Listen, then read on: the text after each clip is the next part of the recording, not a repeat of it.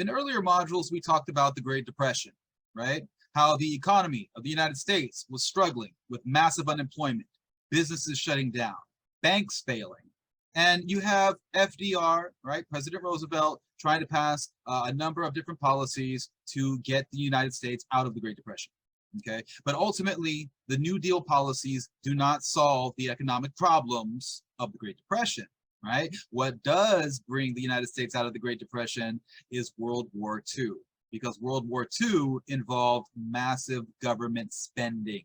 Okay, and that spending put money in the pockets of Americans and gave them jobs. Okay, and so that's what it took. But before we get to World War II and the economy during that time, let's talk a little bit about the events that led to World War II. Okay, so you have a number of different countries that are trying to expand, gain territory, right? You have Japan, you have Germany, and you have Italy, right? So they're trying to build their nations by expanding into territory that belong to other countries, invading other countries, basically. And those are the events that lead eventually to World War II. Okay, so first, let's start off with the example of Japan. In 1931, Japan invaded Manchuria, right? This is in northeast China. And this signals Japan's intentions to expand its empire, right? The more territory you have, the more resources are at your disposal, right? And this is going to help to boost your economy. And Manchuria was rich in a number of different natural resources, right? So from that point forward, Japan then proceeded to invade a number of different provinces in eastern China. That's mostly where the war is taking place, okay? And they're being met with fierce Chinese resistance.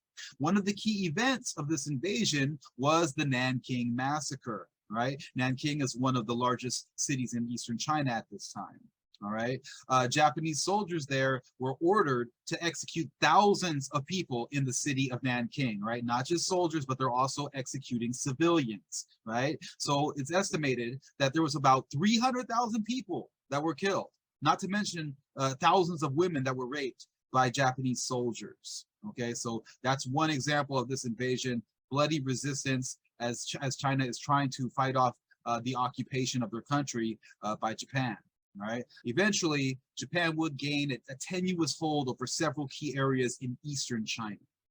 Meanwhile, in Europe, you start to see the rise of various different governments that promote the rights of the state, okay? Not the rights of individuals, but the rights of the state. I'm talking about the rise of Nazi Germany and the rise of fascist Italy. Okay, so to these governments, what is most important is the strength of the nation.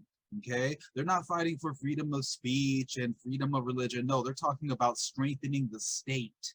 And one way to increase the strength of the state is the addition of new territory. All right, so in Italy, under the leadership of Benito Mussolini, you have Mussolini focusing on expanding the power of the state by invading Ethiopia. Okay, so Italy invades Ethiopia in 1935. A couple of years later, you have Italy invading Albania in Eastern Europe in 1939, right? So expanding territory, right? Strengthening the state, right? Gaining colonies.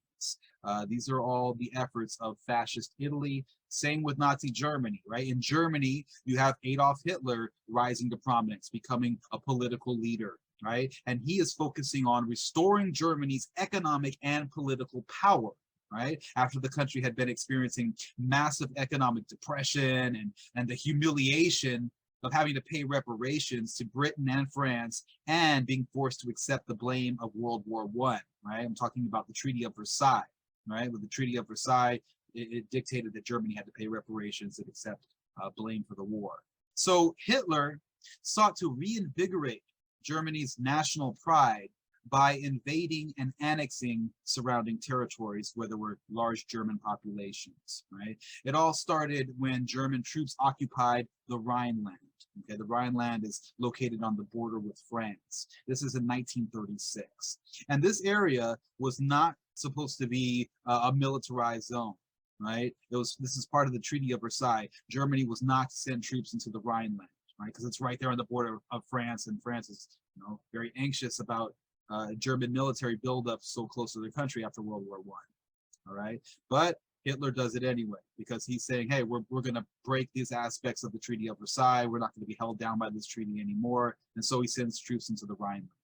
In 1938, Germany annexes Austria, right, with a huge German population, and the Sudetenland, right, which is part of Czechoslovakia, which also has a large German population at that time. So when the Allied powers, we're talking about Britain and France, finally meet with Hitler, right, to talk about what's going on here, all this territorial expansion, this is at the Munich conference in 1938, they don't really do anything to stop Hitler, okay? They felt that if they just let him annex these areas where there are large German populations, eventually he would stop his plans for territorial expansion, right? This is known as the policy of appeasement, okay? Appeasement takes place at the Munich conference. Britain and France trying to appease Hitler. Let's just give him some of this territory, that'll appease him, and then he'll stop, okay? He's just trying to regain territory where there's large German populations, right? This is from the perspective of Britain and France, because they don't want to enter into another world war, right? They're afraid of that. They're trying to, do whatever they can to avoid another world war because it's, huge loss of life, destruction to the infrastructure of their countries. They're trying to avoid it, okay? So they're trying to just appease Hitler, let him have these little pieces of territory, right? And then he'll stop. But he doesn't stop. Okay, Hitler continues to invade a number of other territories, such as Czechoslovakia, right? All of Czechoslovakia, he's going to eventually take control of. Another aspect of Hitler's plan to return Germany to its state of glory was to blame Jewish people for a lot of the problems of the country, right? So he's blaming Jewish people in his book, Mein Kampf, in speeches. He's claiming that Jewish people threaten the racial purity of the Aryan race, right? He's saying that, Germans are the Aryan race. Okay, and his final solution to this problem was to force Jewish people into concentration camps and death camps where they were used for their labor and eventually were murdered in horrible ways, such as in gas chambers. An estimated 6 million Jewish people died as a result of the Holocaust. And so these are different examples of how Hitler is attempting to restore the national pride of Germany, improve its economy, and this is why he has so much support behind him at this time. You have millions of people who are going to his rallies, who are supporting what he's doing, right? And so you start to see the rise of these governments, fascist Italy, Nazi Germany, that are trying to strengthen their nations through territorial expansion. And eventually, this is going to lead to World War II. So where is the United States when all this is happening? Well, the US is deep within the policy of isolationism at that time, okay? Isolationism, we've talked about this before. The US doesn't really want any part of these foreign affairs, okay? So Congress wanted to maintain that isolationism in the early part of the war.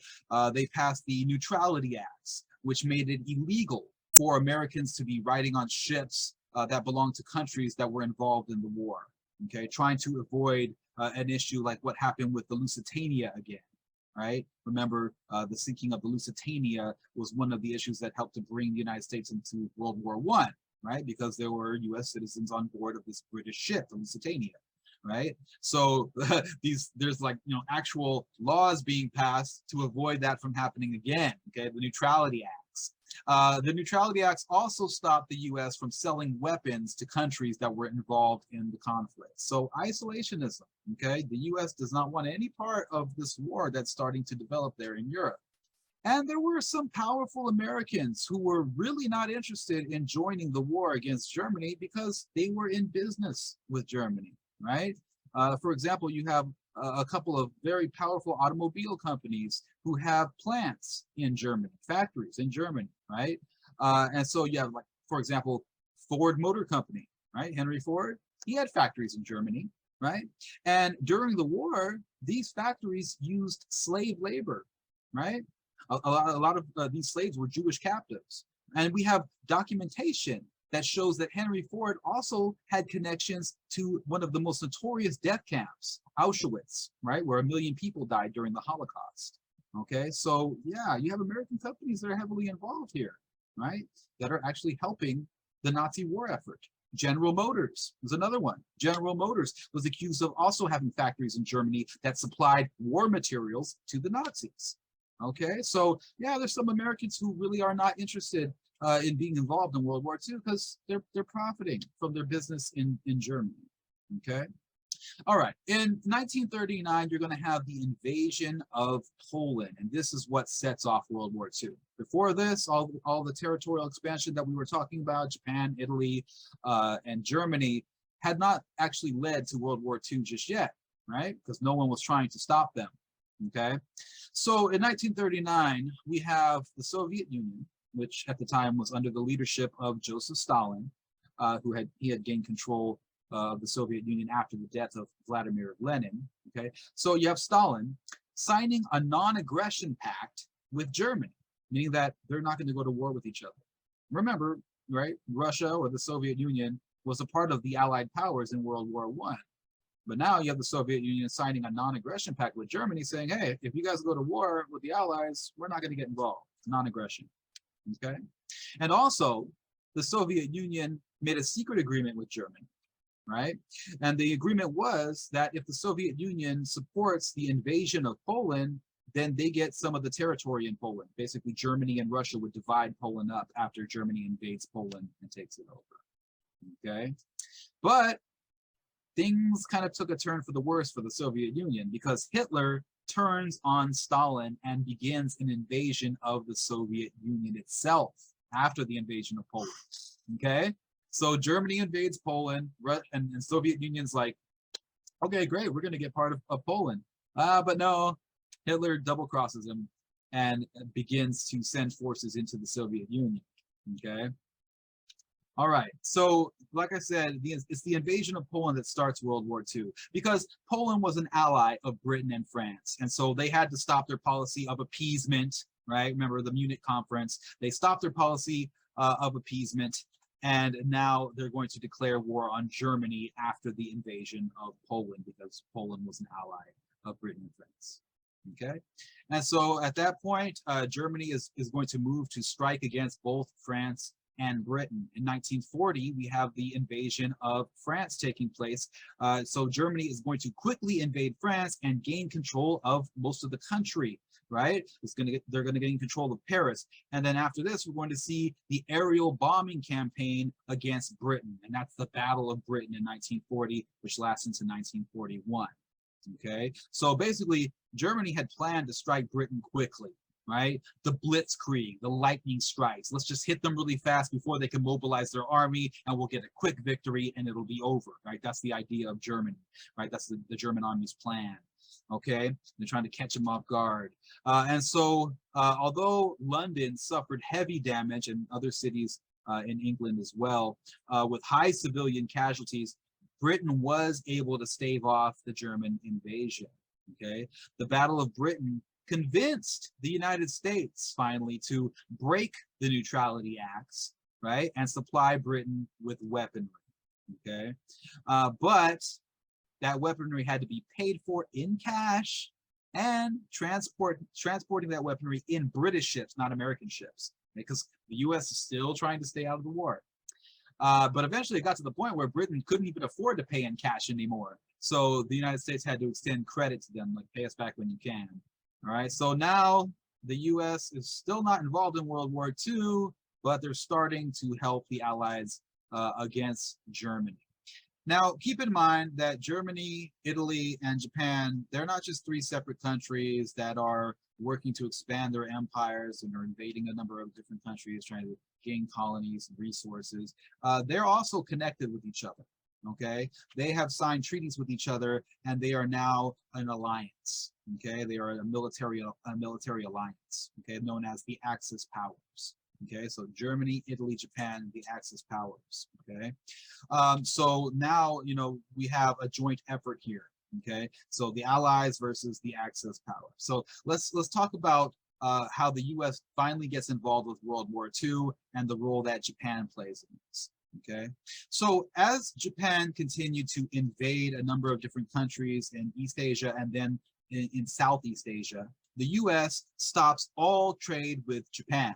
okay, because they see what's going on. China is an ally of the United States at the time, and so to support the Chinese, the United States stops trading with Japan, okay, which is a major problem for Japan because most of Japan's oil comes from the United States, okay, and if Japan doesn't have oil, how are they going to run their war machine, right? Their vehicles, their tanks, all that's going to come to a halt if there's no oil, right? Not to mention all of the other trade goods that came along with trade with the United States, all right? So in 1941, Japan is going to attack the United States. Okay, so Japan attacks the U.S. naval base at Pearl Harbor in hopes of destroying the U.S. Navy. All right, so many planes, many ships were all destroyed in this attack on Pearl Harbor, but there were no aircraft carriers present at the base at the time, which is important because those aircraft carriers are going to be used in the war in the Pacific against Japan later on. Right, so basically Japan's plan of destroying the U.S. Navy failed, even though a number of planes and ships were destroyed in the attack on Pearl Harbor. So the attack is going to bring the United States into the war, right? Finally, like the U.S. is actually going to fight in the war now. President Roosevelt is asking for a declaration of war, and Congress is going to give it to him. They're going to declare war on Japan. And in reaction, Germany, which is a part of the Axis powers, remember, there's a treaty between Germany and Italy and Japan. Germany is going to declare war on the United States after that. Okay, so now it's on. The U.S. is fully in to World War II. All right, so now let's talk a little bit about the war in the Pacific, right, in the Pacific Ocean. This is where U.S. Japanese forces are going to go head to head on a number of different islands that Japan had taken over and occupied earlier. Okay, one of the key battles was the Battle of Midway. Before the Battle of Midway in 1942, Japanese forces were doing fairly well against the U.S., right? They had several victories. But once we get to 1942, with the Battle of Midway, then the tide is going to turn. So U.S. forces were able to gain a very important victory at the Battle of Midway. And the way that they did this was they were able to break Japan's communication code. Because if you could break a country's secret code, then you understand what their military is going to do ahead of time. You could plan for it, and you could attack them and catch them off guard. Okay? So the U.S. breaks Japan's communication code, wins the Battle of Midway. And after the battle, the U.S. forces are going to go on a very violent military campaign going from island to island. It's called island hopping. So they go on this island hopping campaign where their forces engage the Japanese military on a number of different islands that Japan had occupied in the Pacific Ocean. Okay, it's going from one island to another, one battle at a time.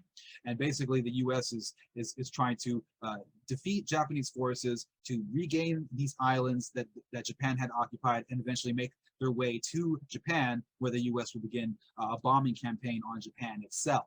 Okay, so this is the war in the Pacific. After the battle of Midway, U.S. forces are going to have a string of victories in the war in the Pacific and eventually launch a bombing campaign on Japan.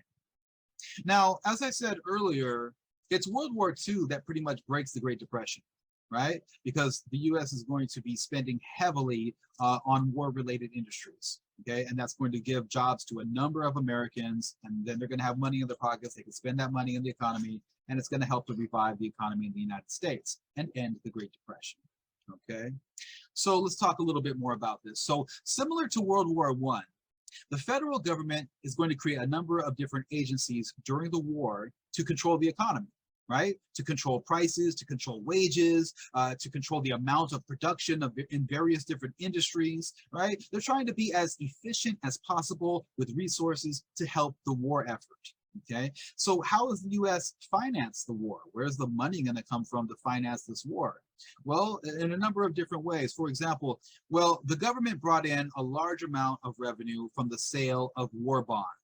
Okay, so if you're a patriotic American, you go out, you buy a war bond, you're investing in the country, okay, and then you're eventually going to get your money back plus interest. We talked about this. Okay, so the government's going to sell a number of war bonds. It's going to help to raise revenue for the war. Also, the United States is going to expand the income tax so that it's not just rich people who are paying income taxes, but the general public as well. Okay, so this is when the government is going to first start taking income taxes directly out of people's checks, right? So they're not going to leave it up to you to to give your money to them at the end of the year. No, we need that money right now for the war effort. Okay, and then that policy just continues on, and we're still doing that today. Okay, so yes, as I said earlier, it's World War II. It's the war economy that's going to break the Great Depression for the United States, right? It's because of massive government spending. And this is in line with an economic philosophy known as Keynesian economics, right? It's named after an economist whose name is John Maynard Keynes. Okay, so Keynesian economics, it's an economic philosophy that argues that governments need to spend heavily in the economy, even if it makes the country go into debt.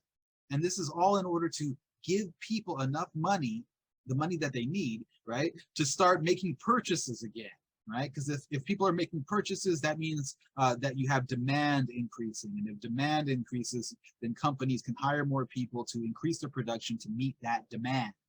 And this is how you end a Great Depression. Right, so Keynesian economics is the idea, and it does work, right? It's all that government spending that is going to bring the U.S. out of the depression. So yes, the U.S. Spent massive amounts of money on war industries, providing millions of jobs, which brought the unemployment rate down to 2% by 1943, and that's what ends the Great Depression. Okay, massive government contracts are going to be going to the more powerful corporations that are in the country, rather than being spread evenly to both large and small businesses. Now, it's mostly just the powerful corporations who get these massive government contracts. Industries that are related to military production are going to be developed on the West Coast. You have aircraft and steel industries developing in Southern California. And so this is going to be the source for a lot of jobs, millions of jobs, as people start to get jobs at these factories that are related to the war industries. Okay, so making planes, making tanks, making trucks. This is going to create a number of different jobs and help to break the Great Depression. Now let's talk a little bit about race relations and the concept of cultural pluralism in the United States during World War II. All right, so again, the United States has to convince the public that it's important to get involved in World War II after all those years of isolationism. So FDR, President Roosevelt, claims that what we're fighting for are the 4 freedoms, right? And that's extremely important. We got to save these freedoms, right? Freedom of speech, freedom of religion, freedom of fear, and freedom of want, right? Freedom of want is like ensuring economic freedom in a sense, right? That all Americans are going to make sure that they have that living wage so that they can participate in the consumer economy. So this is all an effort to try to convince the public that it's a good thing to get involved in World War II. All right. Part of the campaign to shift public opinion was to demonize the ideals of Nazi Germany, right? Because Nazi Germany was promoting racism, the idea that Germans were the superior race and all these other races were beneath them, and you know, all this anti-Semitism. So even though racism ran extremely high in the United States, right, in a number of different levels in society, the government needed to make it seem like the U.S. Supported racial equality. Okay, so this idea contributed to the sense of cultural pluralism, which we've talked about before, right? This idea that cultural pluralism is a key aspect of American culture, right? Americans of various ethnic backgrounds are going to be working side by side during the war, in the war industries, right? So you have a number of different people from a number of different ethnic groups working together, getting to know each other. You have Hollywood portraying multi-ethnic military units, right, in war movies. And all of this is just helping to promote this idea of a multi-ethnic identity in America, that Americans are not just one ethnicity, but there's multiple different ethnicities in the United States, and that's what makes America great, right? So that's what you're getting here, this idea of cultural pluralism. And now the government is behind the cultural pluralism because we're fighting against racist Nazi Germany, right? They're the enemy, we're the good guys, that type of ideology. Well, let's take a look at racial relations in the United States during World War II. Was the United States really promoting racial equality? Let's take a look at a couple of examples. Right? Okay, so concerning Mexican migrants, you have a large number of Mexican migrants coming into the country to work in the agricultural industry. Well, you have something called the Bracero program during World War II. And this program was created out of a deal between the United States and the Mexican government to supply laborers to support the agricultural industry, right? Because we need workers, because a lot of Americans are going overseas to fight in the war. So you have thousands of Mexican workers entering the country as part of the Bracero program. But is there really racial equality in this? You know, is it really a good thing for the Mexican workers? Well, you have a number of Mexican workers suffering bad working conditions, right? Very low wages, because they have no ability to form unions, right? They can't fight for their rights. They have to just pretty much take whatever their employers give them, right? If they did try to form a union, they'd be threatened with deportation by their boss, right? And so that's going to keep them in fear, and they're not going to organize to fight for better rights, right? So in a sense, the braceros are being exploited by their employers, right? They're being exploited by their employers. So racial equality during the war? Okay. All right. What about the example of Asian Americans during the war? Well, the experience of Asian Americans varied. You have a number of Filipino Americans in significant numbers fighting in World War II. And then you have the US opening up immigration from China during the war as well, because China is an ally, right? So remember we talked about the Exclusion Act, where there could be no immigration coming from China. Well, China's an ally during this time, during the war, right? China's fighting against Japan. And so the U.S. is, as a good gesture, is going to allow some Chinese immigrants to come into the country. You know, so there's a quota. What's the quota? 105 Chinese immigrants could come to the U.S. every year. Just 105, right? Remember we talked about previous years where like millions of people were coming to the United States, or hundreds of thousands.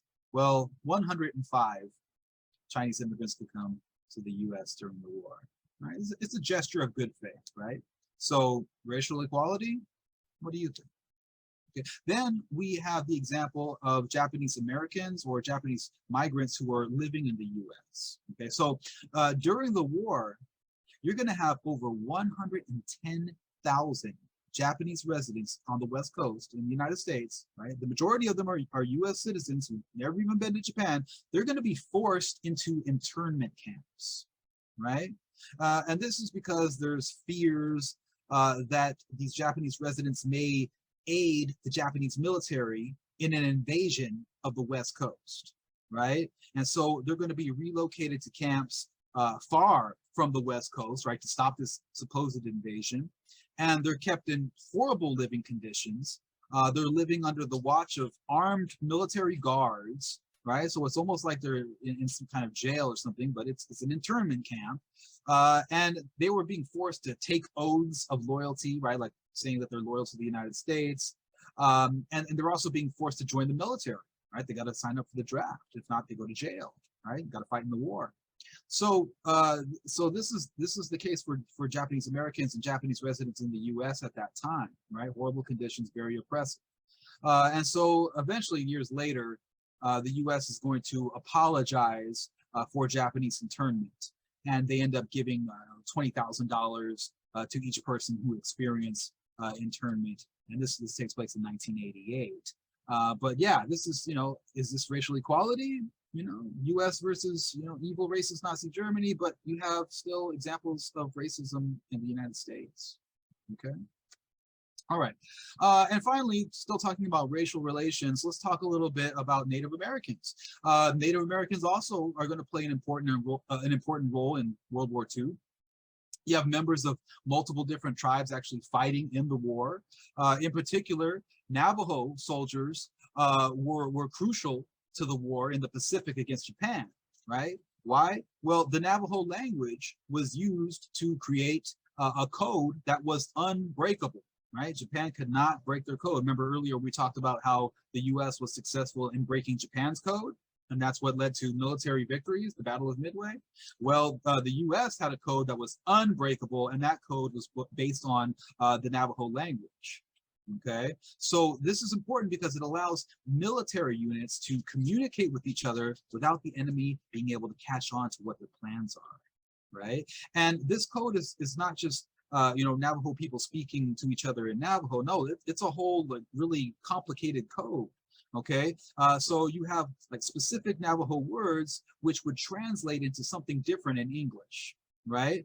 So they may be saying something like the word sheep in Navajo, but that's not, they're not actually saying sheep. That word is a code word in English for something completely different. Okay, so it's a complicated code. And so you have Navajo soldiers speaking their language, and they're actually present there in the Pacific fighting the war, right? Such as at the Battle of Iwo Jima, that famous image from World War II where the soldiers are holding up the flag. That's on Iwo Jima. It's an island in the Pacific. And Navajo code talkers were there fighting in that battle and using the code to help the military. Okay, so very important. So you have Native Americans playing an important role in World War II as well. Still talking about race relations, let's go ahead and talk about African American rights during World War II. Okay, so during World War II, you have the second Great Migration taking place, where 700,000 African Americans will migrate from the South to the North in pursuit of better opportunities, looking for opportunities for work, and to escape racism and segregation in the South. Unfortunately, African Americans still experience a lot of violence in the North, right? So we have, for example, race riots taking place. And in the South, lynching is still going on. So you have a lot of racial inequality in the United States, not just in the South, but also in the North. What about the war effort? Well, you have a number of African Americans taking part in the war. Over 1 million African Americans joined the military during the war, but were forced to fight in segregated units and were mostly made to do manual labor rather than experiencing combat. But you do have a number of African American soldiers who did experience combat, such as the Tuskegee Airmen, which was a flying squad composed of mostly African American pilots. All right. But while this war is going on, you still have African American civil rights organizations that are fighting for racial equality at home, right? Because the US is saying that they're fighting against racism, right? They're fighting against Nazi Germany. And so that means that the government's for racial equality. Well, this is the perfect time for civil rights organizations to step up and start asking for rights, that the government is going to pass laws that protect their civil rights. Okay, so an example of this, you have a civil rights leader by the name of A. Philip Randolph, and Randolph is calling for a march on Washington, D.C. Okay, why? Because there's job discrimination going on, right? Remember I talked about how the Great Depression ended because there's all these war industries now, different factories that are producing various materials for the war. Well, yeah, there's millions of jobs available in those war industries, but there's so much discrimination going on that African Americans are not able to get a lot of these jobs. Okay, so Randolph is threatening a march on Washington, D.C., which would look really bad to the international community when America is saying, hey, we're, the good guys in this war, we're fighting against racism, Nazi Germany. Okay, Randolph also wanted to pressure the government to end segregation in the South and to create an anti-lynching law, because you still have lynching going on quite a bit, mostly in the South. So yes, the march would have looked pretty bad for the US. So in response, you have President Roosevelt, FDR, decreeing Executive Order 8802. And so Executive Order 8802 creates the Fair Employment Practices Commission. And the point of this commission is to investigate allegations of job discrimination only in the war industries, though. Okay, but that's a step forward, right? So now you have a federal agency that's going to hear grievances and complaints about discrimination in the war industries, and it's possible that this is going to open up more jobs for African Americans. And so this is seen as a victory, and the march on Washington is called off, right? So Randolph doesn't move forward with the march. Okay, so yes, you have the fight for civil rights going on during the war in the 1940s. Okay, and you also see some desegregation taking place in the military. So towards the end of the war, the Navy drops its segregation policy. And even the Army starts to take some small steps towards desegregation as well. And at home, the government is going to pass a law that outlaws poll taxes for African American soldiers and veterans, okay, which is going to increase the African American vote in the South. But remember, a lot of African Americans could not vote in the South, sometimes due to literacy tests or the poll taxes. These are all measures to try to discourage voting. Okay, redistricting, we talked about these things before. So now the government's stepping in to at least eliminate poll taxes for African American soldiers and veterans who are, giving their lives or risking their lives in the war. Now let's talk about the final stages of World War II in Europe, and then we'll talk about what happens with the war against Japan. Okay, so Germany had gained control over parts of northern Africa prior to the war kicking off. And the Allied forces decided that that would be the best place to start. So you're going to have a concentrated Allied force focusing on defeating German forces in North Africa before they commit to an all-out war in Europe itself. Okay, so by 1943, the Allies are going to be successful in defeating German forces in North Africa, and then they begin to focus their sights on Italy. Okay, and this is where U.S. forces are going to get more involved in the war in Europe. Before this, U.S. forces were heavily more involved in the Pacific against Japan. Okay. So let's talk about the invasion of Italy. 1943, you have American forces and other Allied forces invading Italy, and the Italian people at the same time are going to remove Benito Mussolini from power, right? And he even gets publicly executed later on. But it's not over. The Allies don't have control of Italy just yet. German forces are going to take control of the country, and they're going to be battling it out with Allied forces all the way until 1944, when they finally surrender. Okay, the German forces in Italy, that is. Okay, next you're going to have a major campaign taking place in France, Normandy, France. Okay, and this is D-Day. Okay, one of the big battles of the war. It takes place on June 6, 1944. All right, so you're going to have Allied forces landing on the beach at Normandy. This is in France. They're going to be pushing back German forces, and eventually they gain control of Paris. Okay, and after a temporary counterattack by German forces, the Allies are going to start pushing German forces back, and they're going to enter into Germany, making their way to Berlin. Okay, so yes, you have Allied forces coming in from France and making their way towards Berlin, eventually making their way into Germany after heavy fighting against German forces. That's on the Western Front. Then at the same time, on the Eastern Front, you have forces of the Soviet Union invading into Germany as well. So the idea is to basically come at Berlin from the east and from the west and surround them and pretty much end the war. Okay, so let's talk about what's going on the Eastern Front. So as I mentioned before, Germany had invaded the Soviet Union, but they were not successful in taking over the country because you have Russian troops who are heavily armed with weapons coming from the United States, and they're eventually going to defeat German forces at Stalingrad. Okay, Stalingrad is one of the major cities in the Soviet Union at the time. And the weather plays a part in this as well, because it's extremely cold in the Soviet Union at this time. Right? And when German forces started the invasion, it was in summertime, and they thought it was going to be a blitzkrieg attack, right? Lightning fast and get it over and done with really quick. Boom, there goes the Soviet Union. But it didn't happen that way. It took a really long time. And so it goes from summer to winter, and it starts getting extremely cold, right? And this helps to weaken the German troops and their motivation, because they only brought enough clothes for a summer campaign.